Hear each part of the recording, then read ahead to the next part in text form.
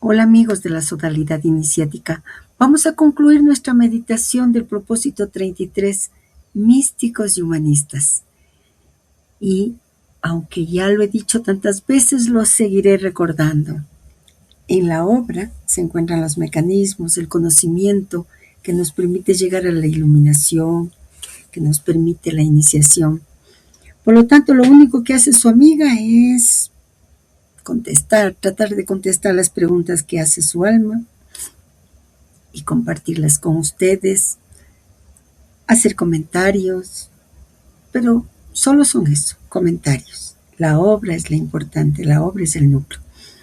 De igual manera, recordemos que la obra completa puede descargarse en www.sergerainaudelaferrer.net y que estamos iluminando nuestro chakra Ajna, que estamos en Ajna Manipura, por lo tanto trabajando con el elemento fuego.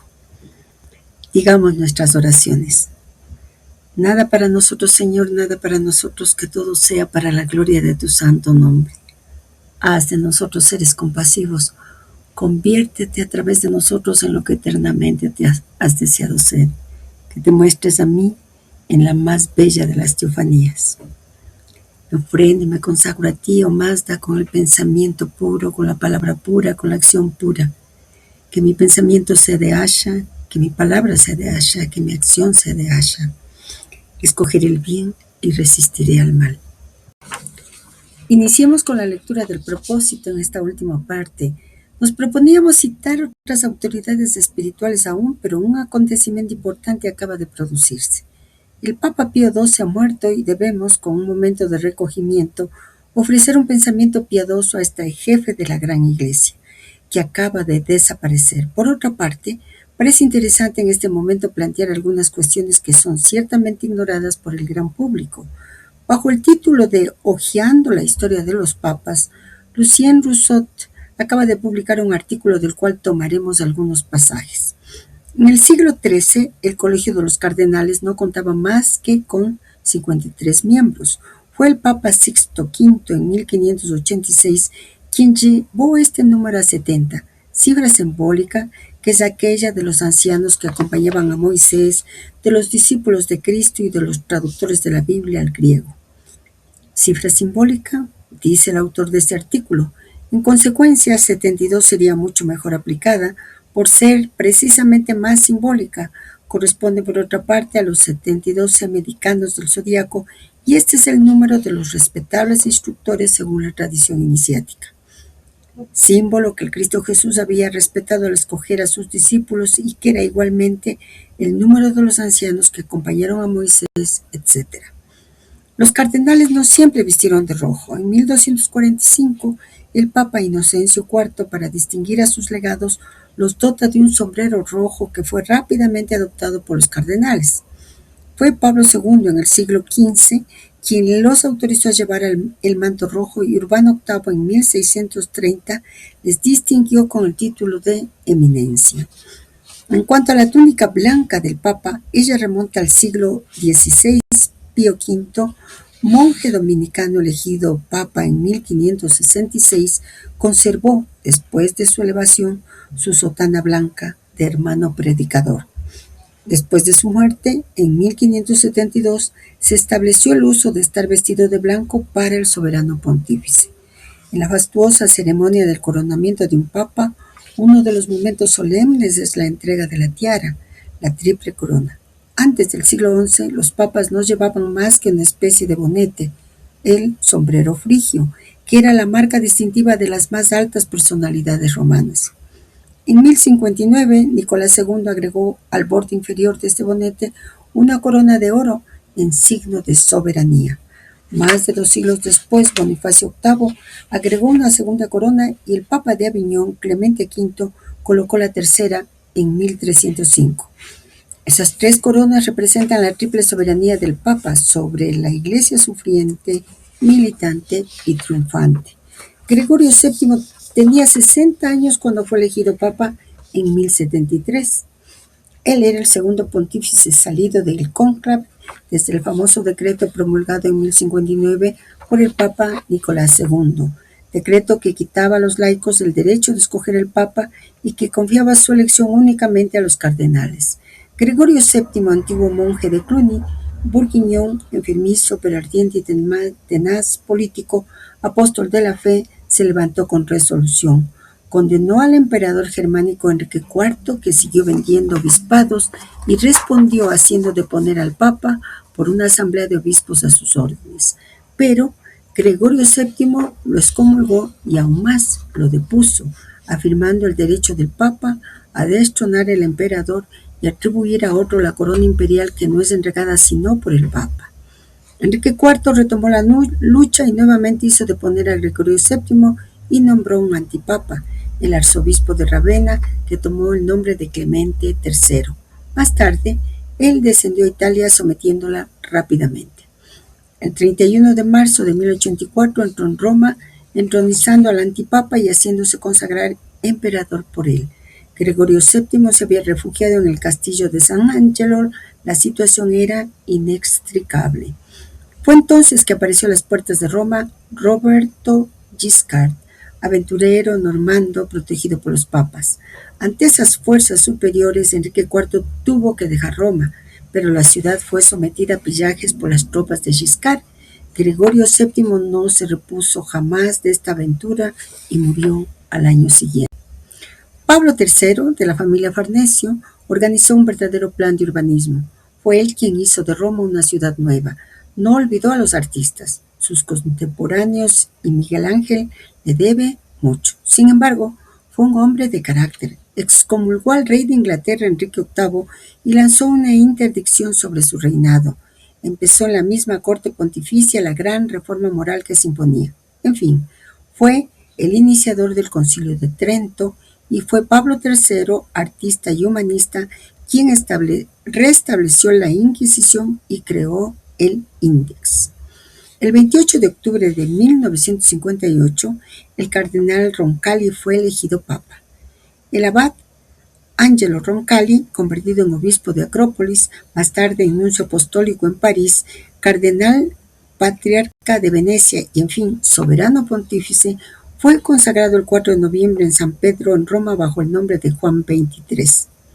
El nuevo papa explicó que fue en recuerdo de Juan XXII que tomó el nombre de Juan en sucesión, en simpatía tanto por Francia como por razones más profundas que le hacen ligarse quizá espiritualmente a este papa que reinaba en Aviñón cuando el papado estaba exiliado en esta ciudad del sur de Francia en el siglo XIV.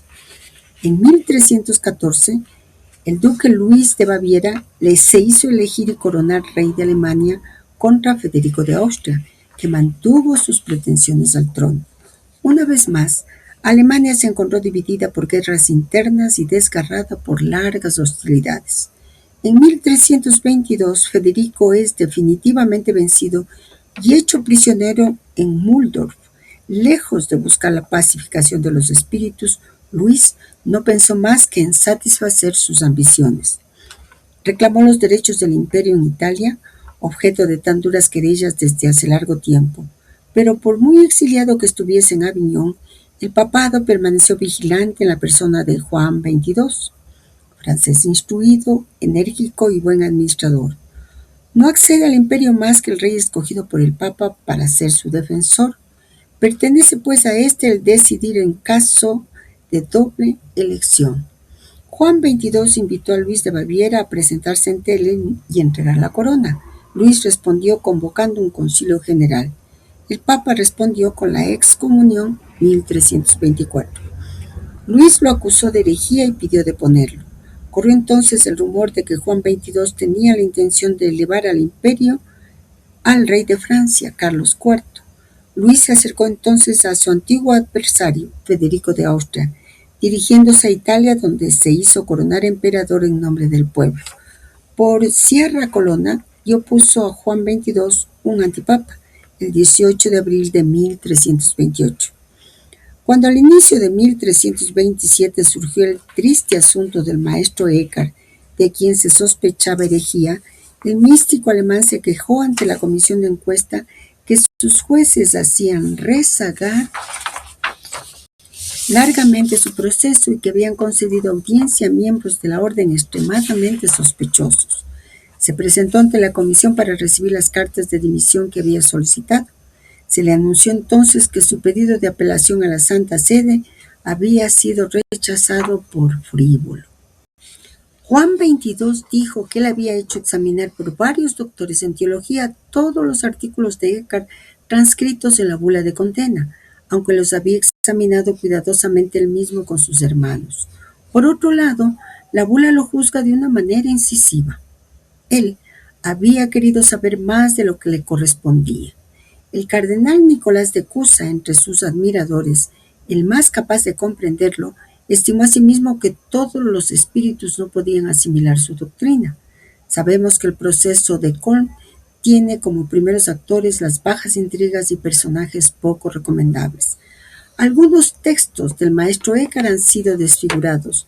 Varios críticos no dudan en calificarlos de falsos. Sin embargo, la bula estaba ahí, promulgada en una sola diócesis, es cierto, y no como un acto de magisterio infalible, pero redactada, en fin, y sellada por la autoridad del Papa. Sorprende no haber encontrado, y buscando bien entre sus más comprometidos turiferarios, se hallará probablemente alguna aserción de este orden, una hermosa antítesis entre el genio germánico representado por Eckhart, condenado en tierra Welche por el Papa Welche, que era Juan XXII. Es cierto que en ese país, que debía ser más tarde el de Descartes, el gusto por las discriminaciones y definiciones estrictas no pierde jamás completamente sus derechos. Se sabe que fue después de Clemente V que los papas permanecieron en Francia, en la ciudad de Aviñón, donde aún actualmente se encuentra el Castillo de los Papas. Bertrand Ducot, arzobispo de Burdeos, fue papa de 1305 a 1314 bajo el nombre de Clemente V y trasladó la Santa Sede a Aviñón, y con el fin de complacer a su protector Felipe el Hermoso, rey de Francia, hizo abolir la orden de los templarios. Aparte de ello, no hizo más que seguir las ideas de su predecesor Bonifacio VIII, cardenal Gaetani, quien excomulgó a Felipe el Hermoso el 3 de agosto de 1303. A la muerte de Gregorio XI en 1378, un cardenal italiano fue elegido en Roma bajo el nombre de Urbano VI.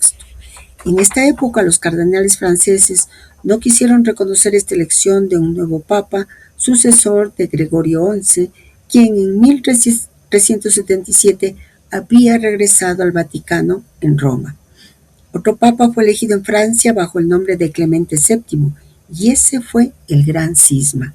Bajo el reino de Martín V en 1417, el Gran Cisma fue saneado en el Concilio de Constanza, el mismo que causó la muerte a John Hus. Este concilio logró hacer nombrar un solo papa, quien reunió formalmente a las dos partes, pero espiritualmente pobre, a tal punto que más tarde en el Concilio de Basilea en 1439 se produjo un nuevo cisma. Pero regresemos más bien al nuevo papa, quien, adoptando el nombre de Juan XXIII, se remonta más de 5 siglos para tomar la continuación directa de Juan XXII, quien fue precisamente el último papa de Aviñón. A este respecto, René van Gerdinge, en un artículo titulado El destino de Roma, aparecido en el diario El Testigo de la Vida de Cristo, el 7 de noviembre de 1958, escribe: es notable que unánimemente la prensa como la Iglesia, antes de la elección, habían establecido muchos pronósticos y suposiciones sobre la profecía de San Malaquías, ampliamente autentificada. Comentando su verdadera significación, explicaremos por qué el nuevo Papa no podía corresponder a la divisa Pastor et Nauta. Desde la elección del cardenal Roncalli, la Iglesia se esfuerza en justificar el término de Nauta por la posición marítima de la ciudad de Venecia. Esta predicción parecía mucho más verdadera, ya que la definición pastor angélico o pastor celestial se encontraba directamente adjunta a continuación de pastor y navegante o pastor y marinero, el pastor y piloto. Esta continuación directa de pastor, hecho absolutamente único en la profecía, parecía hacer comprender una dualidad en la dirección de la cristiandad. tanto más que el único nauta que figura anteriormente en la profecía, el número 48, el navegante del Puente Negro o marinero del Puente Oscuro, definía a Gregorio XII, quien se sitúa en pleno cisma occidental, evocando de inmediato a Aviñón. Pero hay una razón aún más esencial por la cual, haciendo alusión al gran cisma de Occidente, citamos a Gregorio XII. Es en el momento en el cual reina ese papa, al gran inicio del siglo XV, que al mismo tiempo es coronado con la tiara pontificia Juan XXIII. Este papa pisano, que fue depuesto más tarde, considerado como antipapa, ya que ese nombre debía ser reservado para hoy. Si el nombre de Gregorio XII recuerda a Aviñón, así ocurre rigurosamente con aquel de Juan XXIII, quien fue papa en Pisa al mismo tiempo que Gregorio XII lo era en Roma, y que en Aviñón reinaba Benito XIII. Pero si el actual pontífice ha debido, por la sola voluntad de Dios, tomar el nombre de Juan XXIII, el nombre de un papa que fue depuesto como usurpador, hay una razón más profunda aún.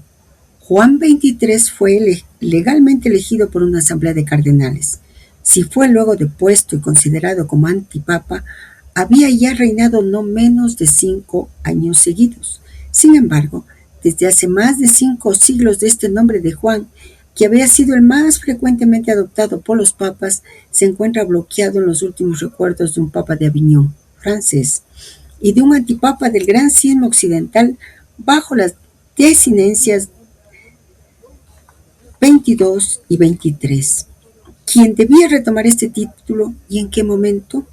Que se lea la explicación que ha quedado siempre secreta, misteriosa, en el último capítulo del Evangelio de Juan, por coincidencia, y repetida 2 veces precisamente los versículos 22 y 23.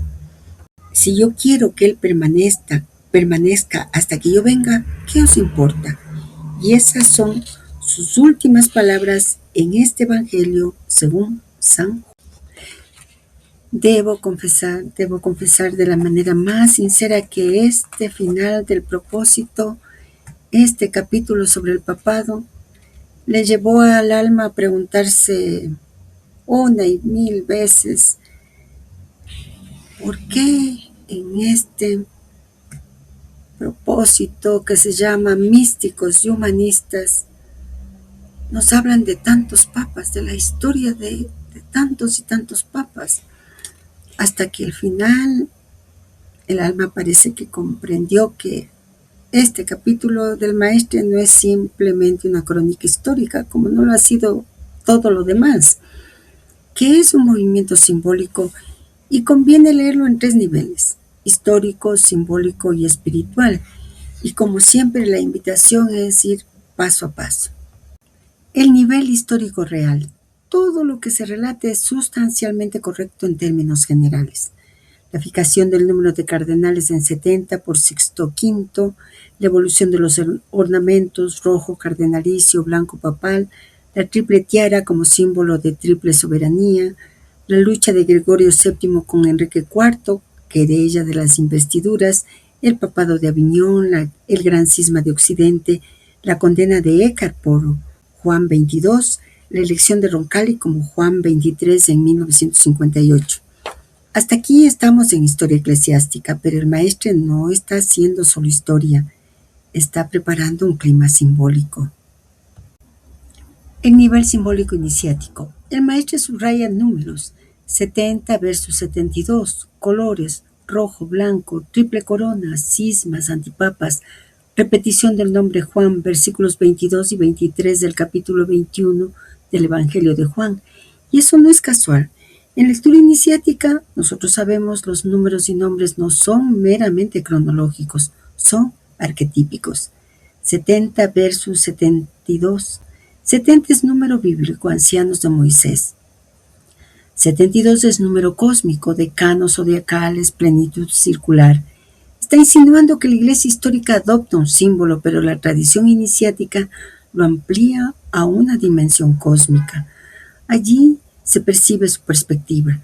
La Iglesia como institución no agota el misterio. La triple tiara oficialmente se lee como iglesia militante, sufriente y triunfante, pero esotéricamente podría leerse como poder espiritual, poder doctrinal, poder temporal. Y ahí aparece la tensión histórica constante. ¿Es la iglesia poder espiritual o poder político? Gregorio VII, Bonifacio VIII, Juan XXII, todos se mueven en esa frontera. Juan XXII y Eckhart. El maestre utiliza una clave muy fina. Juan XXII condena a Eckhart. Eckhart representa la interioridad radical, mientras que el Papa representa la definición dogmática. Eckhart, la mística del fondo del alma. El Papa, la vigilancia doctrinal. Eckhart, el nacimiento de Dios en el alma. Es la tensión eterna entre experiencia mística y autoridad institucional. El maestro no acusa abiertamente, pero deja sentir la ironía. Él había querido saber más de lo que le correspondía. Esa frase es profundamente reveladora. El trasfondo real del momento 1958. No olvidemos algo importante. Juan XXIII convocará al Concilio Vaticano II, abrirá ventanas, iniciará una renovación profunda. El maestro escribe justo en ese momento. Él percibe que algo se mueve cuando menciona la profecía de San Malaquías y el pastor etnauta. Está sugiriendo que la historia visible y la historia invisible no siempre coinciden. ¿Qué está haciendo realmente el maestro? No está atacando a la iglesia, no está glorificándola tampoco. Está mostrando. La iglesia histórica es un campo de tensiones. Mística versus poder, espíritu versus política, interioridad versus autoridad, unidad versus cisma. Y en medio de todo eso hay una línea secreta que permanece. Y ahí vuelve el Evangelio de Juan. Y con esto que hemos logrado meditar, no es posible no ver una conexión con lo que hemos venido trabajando.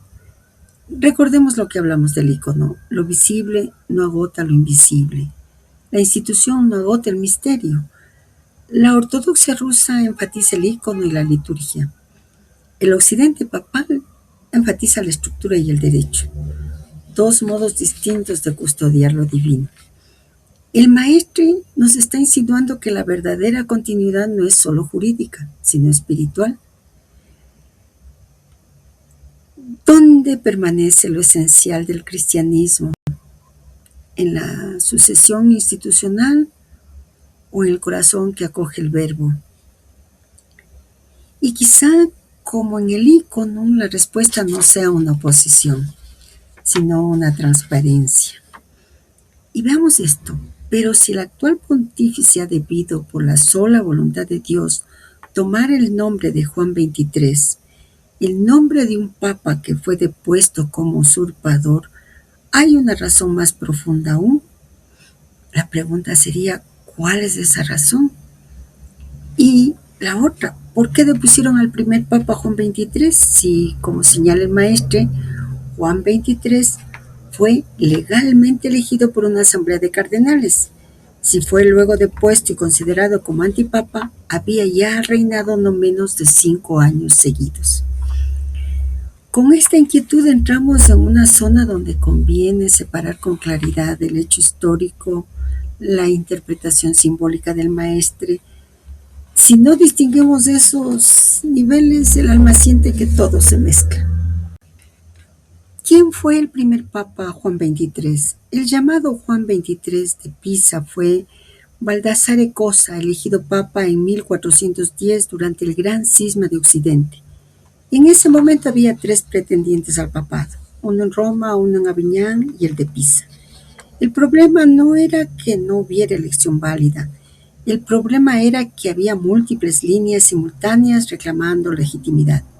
El Concilio de Pisa, 1409, intentó resolver el cisma deponiendo a los 2 papas rivales y eligiendo uno nuevo, pero los otros no reconocieron la decisión. Resultado, en vez de 2, hubo 3. Juan XXIII de Pisa gobernó aproximadamente 5 años, pero luego el Concilio de Constanza, 1414-1418, decidió resolver definitivamente el cisma. Forzó la renuncia del Papa romano, depuso al Papa de Pisa, Juan XXIII, el Papa de Aviñón fue finalmente marginado, y eligieron a Martín V como único pontífice reconocido. Por eso, retrospectivamente, el Juan XXIII de Pisa fue clasificado como antipapa, no porque no hubiera sido elegido por cardenales, sino porque la Iglesia posteriormente reconoció otra línea como la legítima. Fue una cuestión de resolución histórica del cisma. Entonces, ¿por qué fue depuesto? Razones históricas concretas. El Concilio de Constanza asumió autoridad superior para terminar el cisma. Se le acusó de escándalos morales, algunos probablemente exagerados políticamente. Se consideró que su elección no resolvía el problema de la unidad.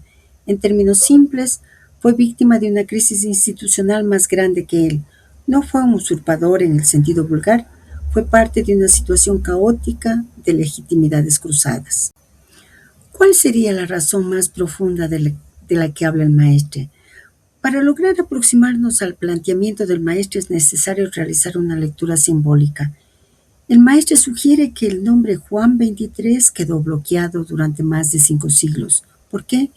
Porque el último Juan antes de Roncalli era un papa de Aviñón, Juan XXII, y un antipapa, Juan XXIII, el de Pisa. Es decir, el nombre Juan quedó asociado a crisis, exilio, cisma, condena de un místico, Eckhart. No era un nombre neutro. Cuando Roncalli en 1958 toma el nombre Juan XXIII, está atravesando simbólicamente 5 siglos de tensión no resuelta. ¿Qué significa eso simbólicamente? El maestro nos recuerda que el Evangelio de Juan termina con: si quiero que Él permanezca hasta que yo venga, ¿qué te importa? Juan es el discípulo del corazón, el místico, el contemplativo. En la historia que el maestro va trazando, Juan XXII condena a Eckhart. Juan XXIII de Pisa reina en el caos del cisma. El nombre queda suspendido y luego reaparece justo antes del Concilio Vaticano II. Simbólicamente podría leerse así: la línea juanina, la interior, la contemplativa, permanece latente durante siglos y reaparece en un momento de apertura. Roncalli no eligió el nombre al azar, sabía perfectamente la historia y aún así lo asumió. Eso es fuerte. ¿Fue voluntad de Dios? Debemos ser prudentes en nuestra lectura. Históricamente fue una decisión personal del Papa. Teológicamente, un creyente dirá que nada ocurre fuera de la providencia. Simbólicamente, el maestro está leyendo la historia como proceso guiado, no como casualidad, pero no lo afirma como dogma, lo sugiere como clave de lectura. Lo esencial para nuestra lectura. La cuestión profunda no es si fue depuesto justamente, o al contrario, en el caso de Juan XXIII de Pisa. La cuestión es, tal vez, y solo tal vez, que en momentos de crisis institucional, la legitimidad externa no siempre coincide con la verdad espiritual y el nombre Juan queda vinculado a esa tensión. Institución versus interioridad, cisma versus unidad invisible. Nos podemos preguntar, y como dicen los niños acá, y dale con las preguntas. Pero el alma siente que es la única manera de poder acercarse a la transmisión iniciática que nos da el maestre. Entonces la pregunta sería: ¿puede algo ser históricamente derrotado y simbólicamente necesario? A veces lo que es depuesto en la historia permanece en el arquetipo. Por eso, tal vez ahora nos corresponde volver a algo esencial, el capítulo 21 del Evangelio de Juan, y a los versículos que toma el maestre. Volviéndose, vio que le seguía el discípulo a quien amaba Jesús, el mismo que en la cena se había recostado al lado de él y le había dicho: Señor, ¿quién es el que te ha de entregar? Cuando Pedro le vio, dijo a Jesús: Señor, ¿qué de éste? Jesús le dijo: si quiero que él quede hasta que yo venga, ¿qué a ti? Sígueme tú. Si seguimos la lectura, Podemos leer que el versículo 22 se refiere a Pedro, por tanto, al Papa Juan 22, que condena a Écar, como Pedro, que cuestiona a Juan. Luego vemos que el versículo 23, que se refiere a Juan, por tanto, a Juan 23, el que fue depuesto, y aquí en Juan 23, el que guió a una nueva visión en la iglesia y de quien dice Jesús, si quiero que él quede hasta que yo venga. El maestro lo está leyendo como una profecía que se cumple años después y que señala que la reserva johánica, la interior, la contemplativa, permanece latente durante siglos y reaparece en un momento de apertura. Y para darle sustento numérico, el maestro nos hace ver la coincidencia de 12º con versículo 22 y 13º con versículo 23. Estamos haciendo una lectura simbólica y podemos saber que sí se puede leer así, pero con una precisión importante para no forzar el texto. Veamos paso a paso. Vayamos nuevamente al texto evangélico real. Juan 21, 21 a 23. En el versículo 21, Pedro pregunta, ¿y este qué? Refiriéndose al discípulo amado. Versículo 22, Jesús responde a Pedro, si quiero que él permanezca hasta que yo venga, ¿qué te importa? Tú sígueme. Y el versículo 23 se aclara que Jesús no dijo que no moriría, sino si quiero que él permanezca. Es decir, Pedro, figura de la autoridad pastoral. Juan, figura del discípulo contemplativo. Pedro pregunta. Jesús relativiza la comparación. Juan queda envuelto en un misterio de permanencia. Una lectura simbólica. Lo que proponemos es esto. Versículo 22 dirigido a Pedro. Juan 22, Papa institucional que condena a Écar. Versículo 23 sobre Juan que permanece. Juan 23, nombre que reaparece tras siglos. Y el juego numérico. 12º, versículo 22. 13º, versículo 23. Esto, aclaremos, no es exégesis histórica, es lectura simbólica. Y el maestro claramente está sugiriendo ese paralelismo. No lo afirma doctrinalmente, lo insinúa. ¿Es legítima esa lectura? En clave histórica estricta, no. El Evangelio no estaba profetizando papas numerados, pero en claves simbólica, arquetípica, sí. Sí puede leerse así, porque Pedro representa la línea institucional y Juan representa la línea interior. En la historia, Juan 22, institucional, condena a un místico, Écar. El nombre Juan queda bloqueado. Juan 23 reaparece en un momento de apertura, Vaticano II. Simbólicamente eso parece una inversión. La línea juanina reaparece en la figura del Papa mismo. Es como si la institución asumiera el nombre del contemplativo, y eso es fuerte simbólicamente. La reserva johánica permanece latente, encaja profundamente. ¿Por qué? Porque en la tradición cristiana siempre han coexistido dos corrientes. Petrina, estructura, autoridad, norma. Johanina, interioridad, amor, contemplación. A veces domina una, a veces la otra, queda subterránea. Si leemos la historia así, Edad Media tardía, predominio petrino. Condena de Écar, tensión con la línea johánica, cismas, fractura institucional. Siglos de silencio del nombre de Juan. 1958 reaparece Juan 23. 1962 Vaticano II abre ventanas. Simbólicamente parece el retorno de algo. El juego numérico. El maestro subraya 12º y 13º junto a versículos 22 y 23. Y eso no es casual. Está usando una técnica tradicional de lectura simbólica, la correspondencia numérica, no como prueba histórica, sino como señal arquetípica. En lenguaje iniciático los números no prueban, revelan patrones. Pero cuidado, hay que mantener equilibrio. No es que el Evangelio profetizara a Roncalli, eso sería lectura literal forzada. Lo que puede decirse con más solidez es El arquetipo johánico, el discípulo que permanece, atraviesa la historia cristiana más allá de las crisis institucionales. Y el hecho de que el nombre Juan reaparezca en un momento de renovación permite una lectura simbólica coherente. Eso es mucho más fino y verdadero.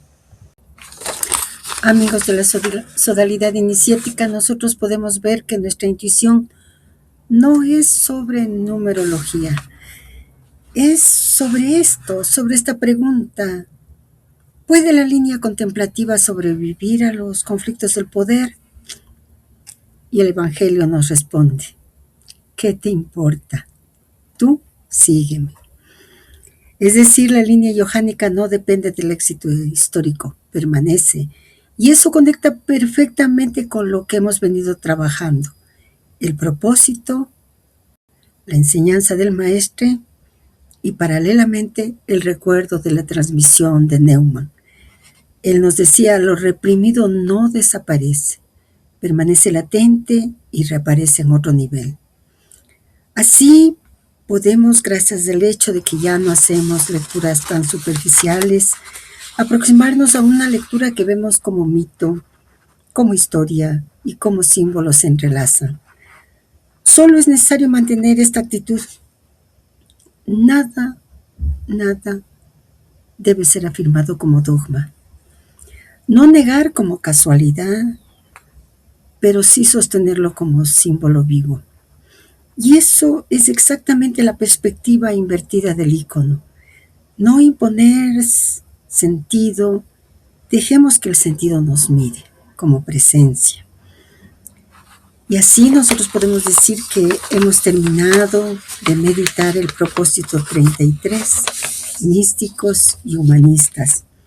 Pero sin embargo, sí es necesario que meditemos en algo muy importante.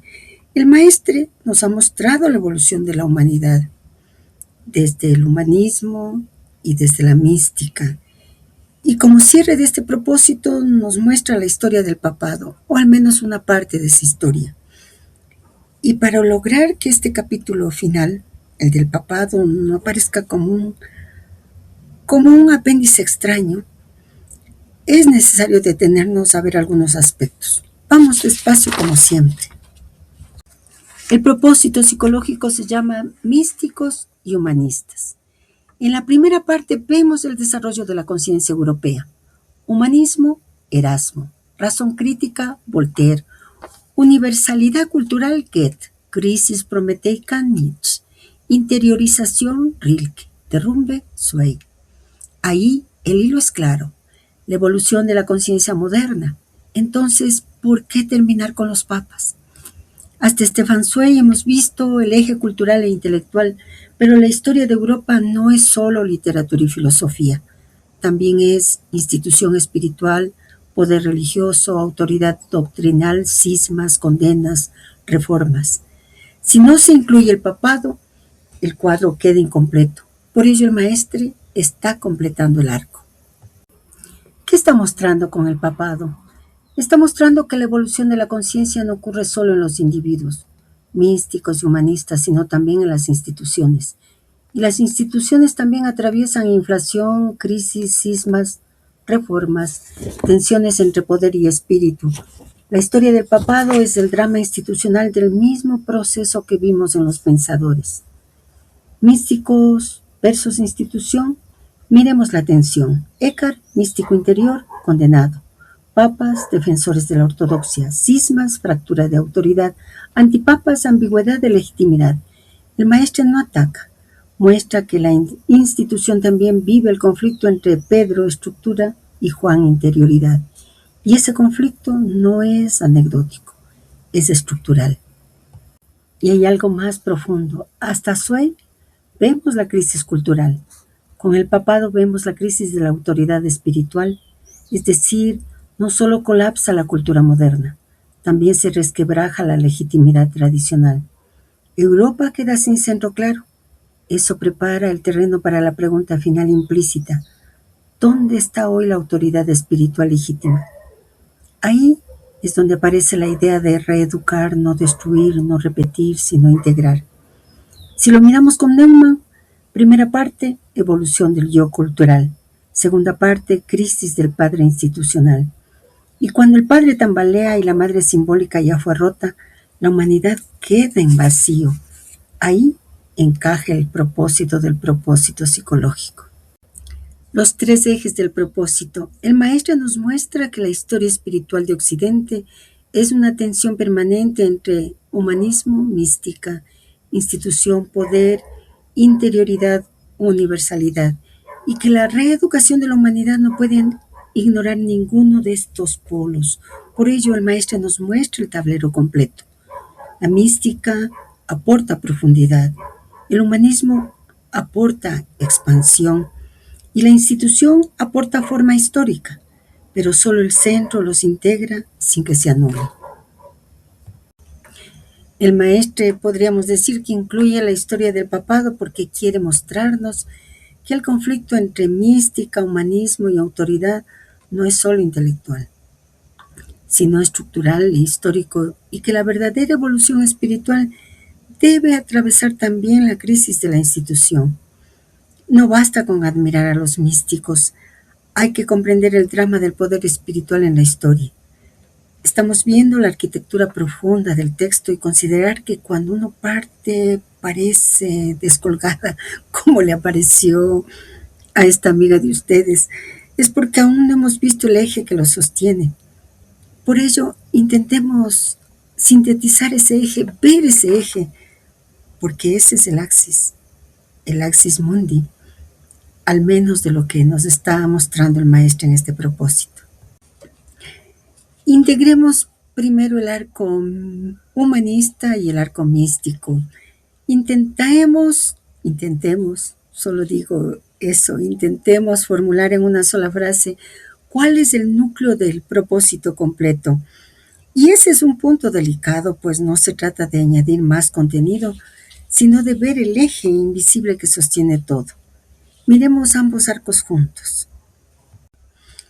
Lo que hemos visto por separado. Arco místico. Síntesis objetivo, siglo XIII. Interiorización ontológica, siglo XIV. Pedagogía del corazón, siglo XV. Fractura, siglo XVI. Mística simbólica paralela, siglo XVII. Subjetivación, siglo XVIII. Movimiento desde la unidad cósmica a la interiorización, a la fragmentación, a la dispersión subjetiva. Ahora veamos el arco humanista. Diferenciación, Erasmo. Ruptura racional, Voltaire. Intento de armonía, Goethe. Inflación creadora, Nietzsche.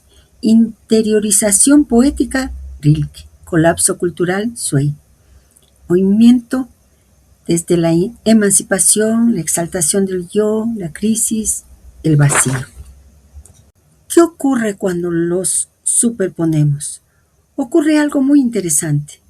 La mística se interioriza y se fragmenta. El humanismo se emancipa y se infla. Ambos procesos corren paralelos. Uno pierde cosmos, el otro pierde centro. Uno se vuelve subjetivo, el otro se vuelve crítico. Ambos desembocan en crisis. Eso no es casualidad, es el mismo movimiento visto desde dos polos: interior espiritual, conciencia cultural. Gracias a Neuma, nosotros podemos contestar esta pregunta. Entonces, ¿cuál es el eje oculto? El eje no es místicos versus humanistas. El eje es evolución de la conciencia occidental en su relación con lo absoluto. Primero, lo absoluto es cosmos integrado. Luego, lo absoluto se interioriza. Después, se cuestiona. Luego, se fragmenta. Finalmente, se pierde como centro común. Y ahí aparece la necesidad de reeducación. El maestre, ya lo vimos, no está haciendo historia. Está mostrando un diagnóstico. La humanidad occidental ha perdido la unidad entre razón, mística, ciencia, institución, cultura, cosmos. Y esa pérdida no es accidental, es resultado de un proceso. Por eso el maestro comienza limpiando el concepto de mística, por eso construye el puente ciencia-sentido, por eso recorre siglos, por eso incluye papas y cismas. Está mostrando el desmembramiento progresivo del todo. Pero es necesario recordar a Neumann, porque hay algo más profundo de todo lo que hemos visto, de todo lo que hemos compartido, de todo lo que hemos ido meditando. No es solo pérdida, es un proceso necesario, más que necesario, arquetípico. Por ello la diferenciación era inevitable. Por ello la historia de místicos y humanistas es la historia de la conciencia que se separa para diferenciarse, pero que está llamada a reunificarse en un nivel más alto de integración espiritual. Si esto es correcto, entonces la historia del papado no está descolgada de ninguna manera. Es parte del mismo proceso de diferenciación y tensión entre Pedro y Juan, entre institución e interioridad, entre razón y símbolo, entre poder y contemplación. Todo el propósito respira una sola pregunta. ¿Puede la humanidad volver a integrar lo que ha separado? Y ahí aparece la palabra clave, que hizo práctica San Sergio, educar, y que el maestro repite en varias partes de la obra, reeducar. Y reeducar, no volver atrás, no destruir, integrar. Y es hora de intentar la frase única que nos permita ver cuál es el núcleo del propósito completo, como habíamos quedado. Veamos algo decisivo. Si la reducimos a un proceso psicológico individual, lo empequeñecemos. El propósito no nos está hablando de terapia del yo. Eso ya pasó. Pequeños misterios ya ocurrieron. Está hablando de estructura del ser en la historia, y el ser con mayúscula. No es mi integración, mi proceso, mi evolución. Es la conciencia humana en su dimensión ontológica.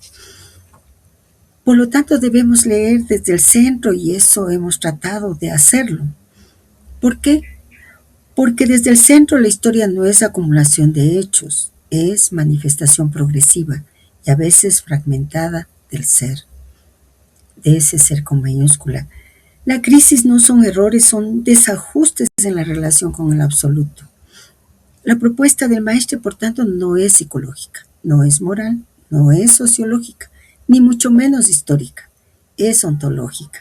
Es decir, responde a esa pregunta enorme: ¿cómo se manifiesta el ser con mayúscula, en la historia humana? ¿Y qué ocurre cuando la manifestación pierde contacto con su fuente? Por eso el propósito no propone reforma política, ni sentimentalismo místico, ni nostalgia medieval. Propone recentrar. Y recentrar, repitámoslo, no es retroceder, es elevar la integración a un plano superior. Veamos un poquito más sobre eso. Podemos comprender que recentrar es reeducar, pero no en el sentido pedagógico común, sino en sentido ontológico. Porque, ¿qué es educar? Educere es conducir hacia afuera lo que está dentro. No es imponer algo nuevo, es ayudar a que emerja lo que ya es. Entonces, si la humanidad ha perdido el centro, reeducar no es añadir doctrinas, sino volver a orientar la conciencia hacia su eje ontológico. Podemos comprender que esta clave que hemos visto es porque el mismo maestro ya no habla de individuos aislados, habla de humanidad. ¿Eso qué significa? Significa, por tanto, que no se trata de perfeccionamiento moral privado, se trata de una mutación en la orientación colectiva de la conciencia. ¿Por qué humanidad y no individuo? Porque la fragmentación que el propósito describe no es psicológica, es civilizatoria. Se fragmentaron ciencia y sentido, razón y mística, institución y espíritu, humanista y trascendencia. Eso no le ocurrió a una persona, le ocurrió a la estructura cultural de Occidente. Por eso la reeducación debe ser cultural, civilizatoria, ontológica, no moralista, no sentimental, no sectaria. ¿Qué sería recentrar, reeducar? Recentrar, reeducar sería restituir la conciencia humana al reconocimiento de que existe un centro que la trasciende y la funda, sin destruir la razón, sin negar la ciencia, sin abolir la institución, sin regresar al pasado, sino integrando. Y ahora observemos algo más profundo.